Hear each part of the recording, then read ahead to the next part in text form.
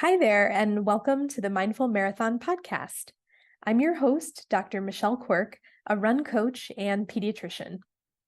Mindful Marathon is all about helping runners of all types to run their own race. Whether you are a seasoned runner or you're just getting started, I want to let you know that you're welcome here and that you're in the right place.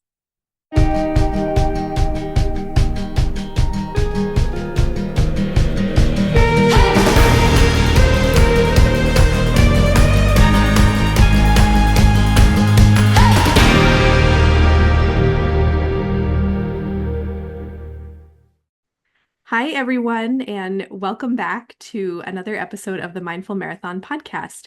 I'm your host, Dr. Michelle Quirk, and I am very excited to be in your ears today. I have a wonderful guest for you, a friend, a runner, a mom, with an amazing story, and I can't wait to welcome her to the show. So today I have with me Ali Giampapa. Ali, welcome. Hey, thanks for having me, Michelle. Glad to be here. Oh, my pleasure. When I first heard your story, I really didn't know all of the backstory. And so I really can't wait to share that with everybody. So, for everyone listening, Allie is a mom and wife who recently rediscovered her love of running. In October of 2023, she donated her liver to a friend and learned a lot about being patient with training during her recovery. She is passionate about helping people and sharing the importance of organ donation. And I can't wait to ask her a lot of questions about that. So maybe, Ali, tell us a little bit about life and running, like pre all of this, pre-surgery. Sure. So I've always been an active person. I played sports growing up, and um, I always kind of found running to be something that I really enjoyed. That time just by yourself to either listen to music or throw in a podcast or just be outside and seeing what you can see and observing what's around you. I actually started training for a half marathon the very first time accidentally. I went for a long run I decided, hey, wait a minute. I just ran 6 miles and that felt fine. So why don't I start? And then I found out I was pregnant with my daughter, and she hit me really hard. So we put running on hold for a little bit, and I decided to go back to it. And then again, found out I was pregnant with my son. So we never got to the full half marathon until my kids were about 4. So I started just kind of running again to get that time for myself when I had little kids. And Mhm. I did it with some of my friends, and it turned into a bet to start. So my friends and I ran the Frederick Half Marathon, which is by where I live, and we turned it into a bet. So whoever finished first got money. And Oh, wow. being the competitive person that I am, I was all in at that point. And that was in 2019. So once COVID hit, running became my escape, Mhm. really. Mhm. We weren't allowed to do a lot of things, but I was able to get outside and go for a run. And when I had that 30-minute lunch break online, I just went out and got some fresh air and, really rediscovered my love of running. This bout of running, I will say, came out of recovery in a really organic way, which was pretty unique and fun. Yeah. I didn't know that about the bet. That's really funny. Being competitive is, a di- a blessing and a curse sometimes. Yeah, It's great when you win, but for sure. But that's really funny that that's what got you sort of back into it.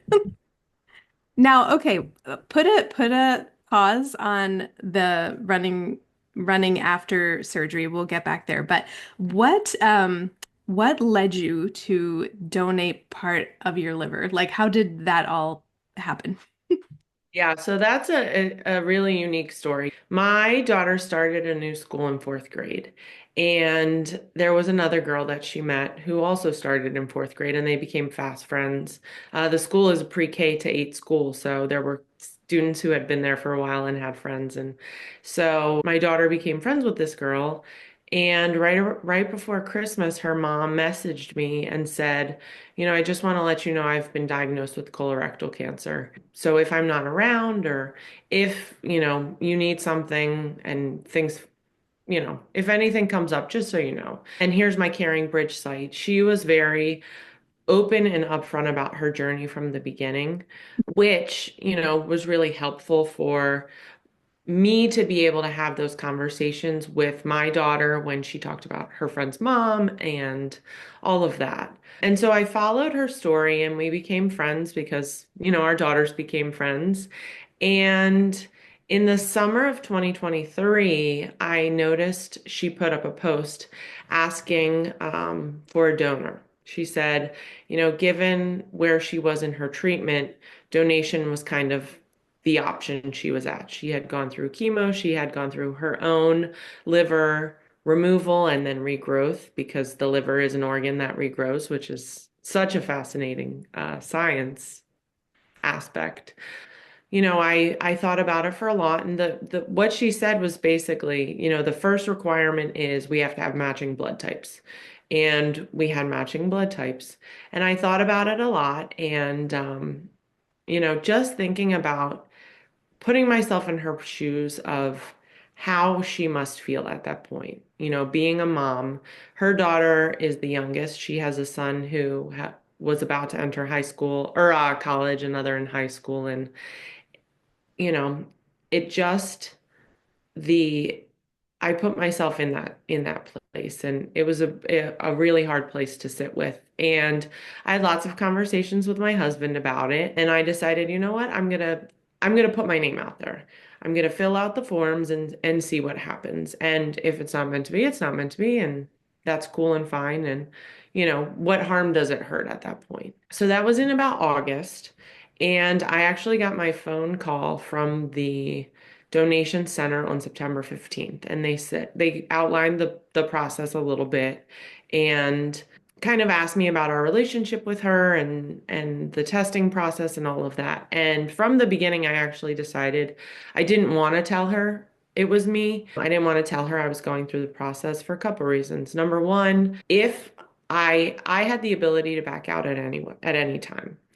And I knew that I wasn't thinking that route, but I didn't want my decision to impact our relationship positively or negatively. Hmm. I didn't want her to think that she owed me anything or that, I didn't want to make it weird at any Yeah. point. So I decided to keep it a secret. Hmm.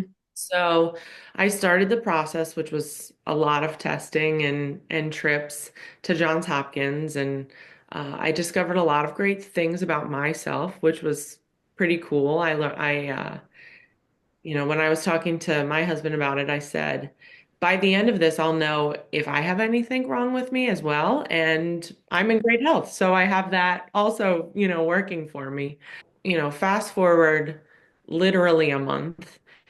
And that was when they said, all right, you're a match, which was 8 days before surgery. Oh, wow. I I decided that I wanted to tell her in person. They were like, we're trying to schedule surgery. Are you going to tell her or are not? Are you not? We don't care either way. We can keep you secret if that's what you want to do. Or if you don't, you know, just tell us so we can schedule you and you can be, near each other. Or if you want like a sheet or something. Like, no. So she had posted, again, she's been really upfront with her process and she posted this really great message about finding her donor and not knowing who it was and just the relief that she felt. And so we were actually away. We were in Disney. Disney always brings the good things, right? Yes. And I came home and I drove to her house Monday after I dropped my kids off and I said, her name's Erica. I said, Erica, I saw your post while I was away and I'm so happy for you. Also, I just want you to know it's me. And that kind of floored her because at first she just started talking about, oh yeah, and it's in 8 days and all like, stuff that we have to figure out. And then it hit her and her face was just like, wait, are you serious? That's the whole story, I mean, I've heard this story before, but it gives me chills when you say it. So anyway, continue. Sorry. Yeah. So, from then there were a lot of tears and getting togethers and, we Hmm. talked with our family. The appreciation that they had in that moment and in the upcoming weeks was just, you know, astounding. And what I told them, they actually called me the night before surgery. She had to go in for some extra tests beforehand. They called me the night before surgery and they said, we just want to let you know if you want to walk away, that's fine. We appreciate this and we are so glad, happy for you to do it. But, they were so uh, excited and positive and supportive of me that, it was just. I was like, no, we're going. Let's go. I'm ready for tomorrow. Let's, see what we have to see and take this liver out and go for it. So, Yeah. Oh, it's an amazing story. And I think, I mean, going back to just putting yourself in her shoes and someone else's shoes, I don't think that we probably do that enough, especially lately in the world. So, yeah. And one of the things that I told my kids about it because they felt, they were a little nervous, right? Mom's having yeah. surgery, a pretty big surgery. I said, I want my kids to know that if you can do something to help someone, you should do something. Now, Yeah. granted, liver donation or organ donation is a pretty big thing, but it's not that much. And I've talked to some of our other families at the school now that they know. Yeah. And this one dad came up to me and he goes, I think about you a lot. And when somebody calls me and they say, "Hey, can you come help me like pick up mulch or can you come help me do this?" And I don't want to do it. I think Allie donated her liver. I can go get some mulch for somebody and put it in my trunk for a little bit. And like you said, I think there's a lot of negativity that people feel. And I think we just have to think about each other, Yeah. right? Think about other people. It's not everybody's lives are stressful. There's a lot going on.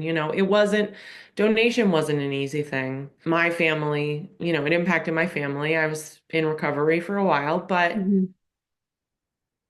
the gift of life is, immeasurable. And she actually messaged me. She had her cancer anniversary Oh, December, and she messaged me, and it was her 3 years. And she goes, with my type of cancer, only 20% of people are still alive at this point.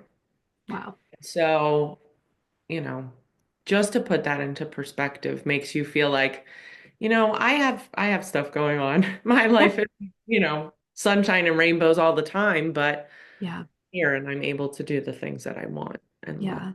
No, it's really powerful. I'm sure that there were lots of challenges along the way. Anything unexpected, like unexpected challenges or lessons through the donation and the recovery? So I think the biggest thing I learned was just to be in touch with my body and in tune. Mm. I'm so used to just kind of pushing through. Hmm. When I was in recovery, I mean, your liver grows back in 3 months. And they told me I would be tired. And I think I underestimated the tired feeling. And the fact that I would try and push myself and I'd be like, I can't anymore. And Hmm. I used it as a pass, but it also taught me that our bodies give us signs. And if you're feeling a certain way, we got to do something about it. We Hmm. can't just live in this cycle of grinding it out. We have to do something to interrupt the cycle or take a break or just sit and be. Yeah. Yeah, it's true. The body does give signs, but whether or not we pay attention to them is another story. Right. And one of the other things that I've learned about this is, the importance of screening, right? Mm. As a medical professional, there are Yeah. all these things that we should do as people, right? And we think about it for our kids, especially as a mom, right? I go to my pediatrician and they say, "Oh, we have to do X, Y, and Z." And you think, absolutely, yes, do all of those things. And I think about the analogy of a when you're on a flight, right? And they say you have to put your own oxygen mask on first. Hmm. If you don't have your oxygen, you can't help anybody. Hmm. You have to help yourself because before you can help others. And so my friend, the my recipient, she has colorectal cancer. And so, the idea of a colonoscopy sounds so appealing to so many of us. Uh, Yep. but it's really important. As much as it's Yeah. not fun, you got to suck it up and do it. I was talking to her the other day, and she said, she's had a couple friends who have recently gotten mammograms and had early breast cancer detection.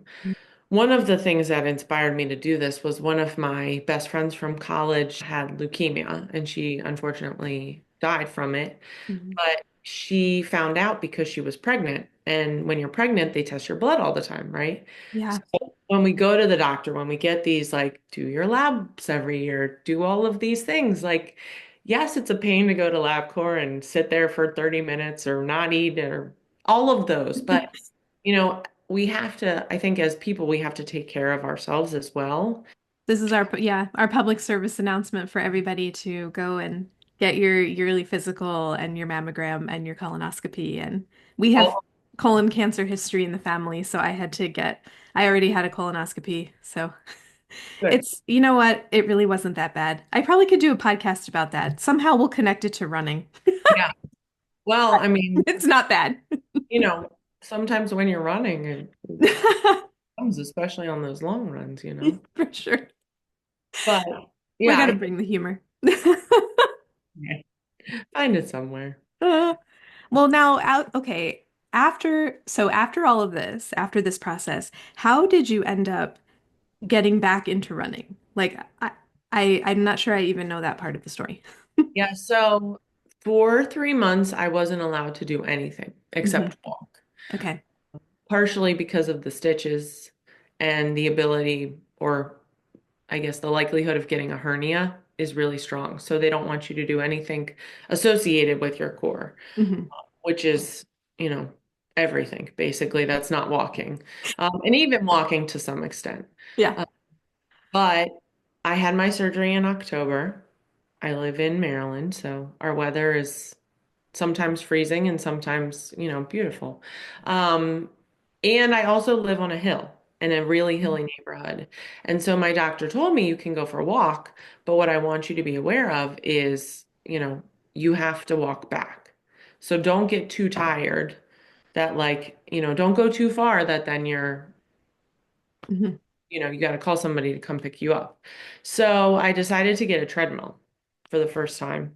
And with the treadmill, I started walking on the treadmill, and I would do, you know, a 10-minute walk, a 15-minute walk, and just kind of up the walk times. Hmm. At that point, I was using Peloton, so I picked up, oh, a run walk. That sounds fun. By the time I was cleared to do more strenuous activity, it's like, well, I'm on the treadmill anyways. Let's put in a run walk and see how it goes. Oh, okay, that wasn't so bad. Let's go a little bit longer. Let's go a little bit faster. And so that was how I got back into, running. I started literally from square one of Hmm. on the couch Yeah. and back up and moving. So Yep. from getting back into it and doing, 3 miles, 4 miles. Last year, my friend Jen, one of our friends, I'll say, and one of our Run Disney girls, she convinced me to do the Frederick half with her as a relay. So she ran the first half and I ran the second half. And so that was my motivation to get going and Hmm. keep there. And She's good at that, at motivating us to sign up for more races. yep, I already have 3 more scheduled because of her. So yeah, It's a good type of peer pressure. it is. Right. There's much worse things we could be doing with our time. What helped you stay like patient with yourself during the whole recovery process? A lot of mental talk. I am in my head a lot, and I would just keep reminding myself that, it's only been 3 months Hmm. and I am growing an organ. Like it, Yeah. yeah. keep reminding myself, like, my body is growing an organ. There is something happening that's beyond what normally happens. And so I will be tired. My body is growing an organ. And then it's been 3 months and I haven't done anything. It's not going to come back right away, but it will get there. I just got to keep working, right? Every day is a new day. Just show up and go a little bit farther, a little bit harder, a little bit more. Hmm. As I mentioned about being the competitive person, that was kind of hard for me, but Yes. I think that the mental training my brain to see it not as I'm not there yet and more of look at how far I've come. Mm. Hmm. The And it's very reframe. and it's very rare that we have those like, reset moments, but they can happen at any point, you know. You don't have to start from zero like I did. There's Yeah. always a start and just keep working. Yeah. It's a lot of self-talk. Do you have certain like mantras that you use, or it's more just awareness of the self-talk? So I think it's a like, look at how far I've come. Hmm. Look at what I've done. I'm not usually a very proud person. I know it might sound like that, when you're sharing your story, you kind of Yeah. I'm not out there telling everybody like, look at how great I am because I donated my liver. But it's like the one place that I think I allow myself to say, you've done a lot and you're doing a lot because in general, I think I had a lot of negative talk before. Hmm. So just that like being put on your butt for not being able to do something makes you really think about what you can. And my New Year's resolution this year, I like don't usually do them very well, but it was talk to yourself like you would talk to your 13-year-old self. Hmm. And that's really, I think, changed the way I was really hard on myself and, Hmm. second guessing things and um it just makes you think like, would I want to say this to my 13-year-old self? Like, no. Yep. Let's, But it let's takes intention to do that, I think. yeah, It's a great lesson for all of us. for sure. Just being more mindful of the way we're talking to ourselves. Hmm. I think in general, people are pretty polite and kind and nice to each other, right? And not, degrading, right? Would you say it to your niece or nephew? Would you say it to your child? You shouldn't say it to yourself either, then. Hmm. 100%. How has running taken on new meaning for you? I see it as a couple things. Number one, my health. I think I see my health more, I don't take it for granted as much. Hmm. And so I think being healthy helps me be the best version that I can be for myself. And that's physically and mentally, right? Hmm. So the physical, obviously, cardiovascular health is a good thing. Yay. But the mental health, right? Taking time for myself and doing something that I like, especially when you're training for a long run, it's a lot of time. It's a lot of time that you're running and it's a lot of dedication. But it's time that you have to really sit and think and, reflect on why you're doing it and push yourself. I think the health part is a big aspect of it.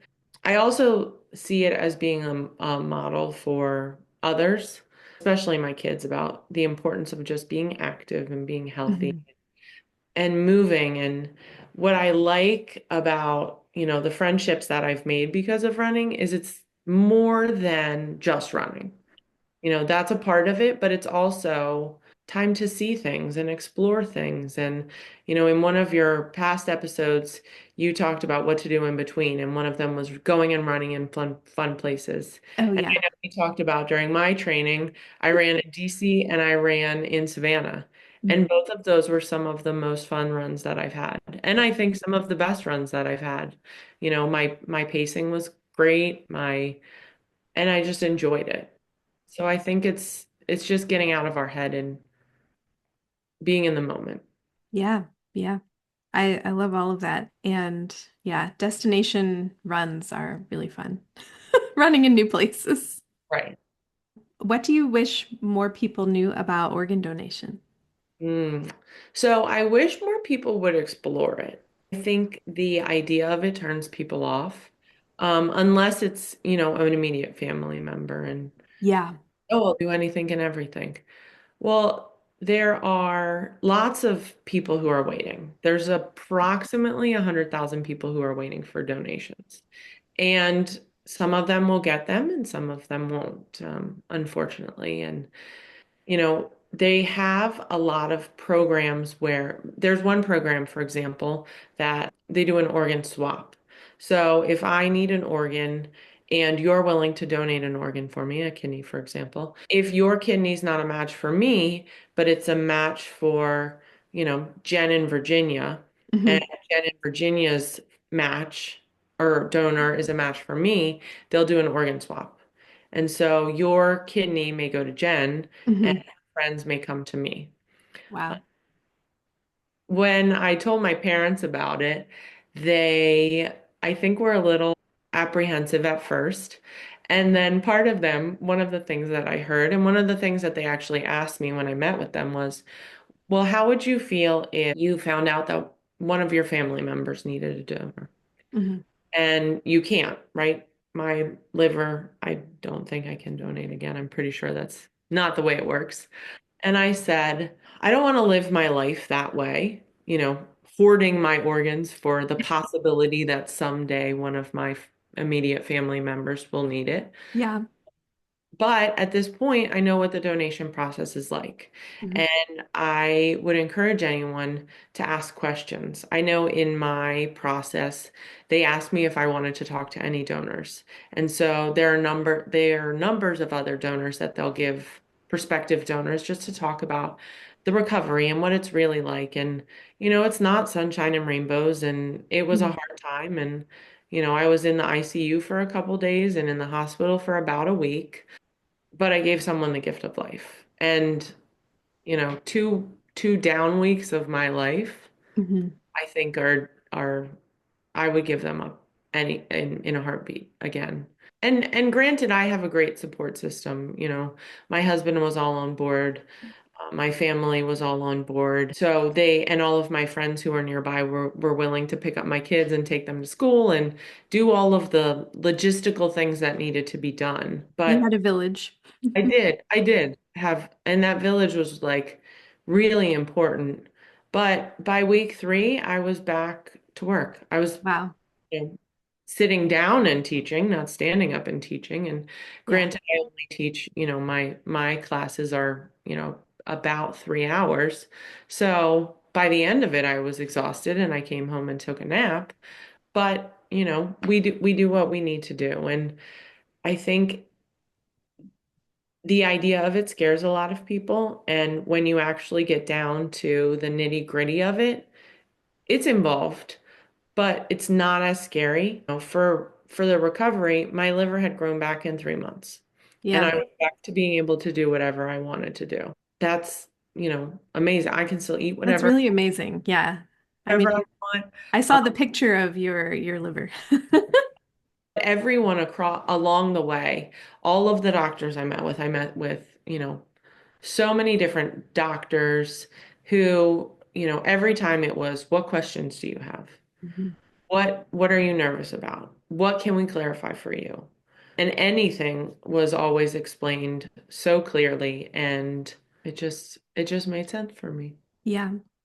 If people are listening and the thought of this can be like daunting, but if we can just take like one small step, is there a way to like register yourself to take the first step to do this or even find out your blood type, something like that?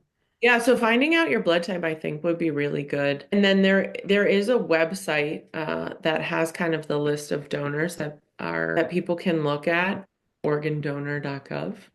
If people are interested, I know. So our story was featured in a magazine article, and then someone in just Frederick magazine, Yeah. and someone posted on Facebook saying, "I'm interested in donating. Does anybody know of someone who's in need?" Um, and so, I think figuring. there are probably more people around than people may think about. Just finding out your blood type is a great first step, Hmm. because that'll tell you, especially I'm O, but that was the beginning of it. And then we Yeah. went, Yeah.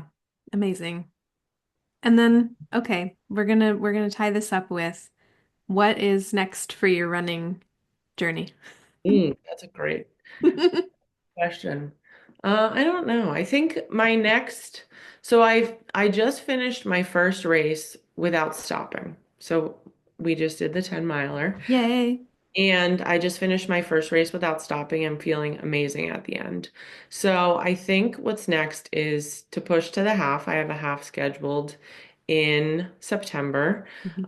Um, and just kind of keep going and see where it takes us. I don't want to say I'm planning on a full, but it might be in my cards at some point. Maybe.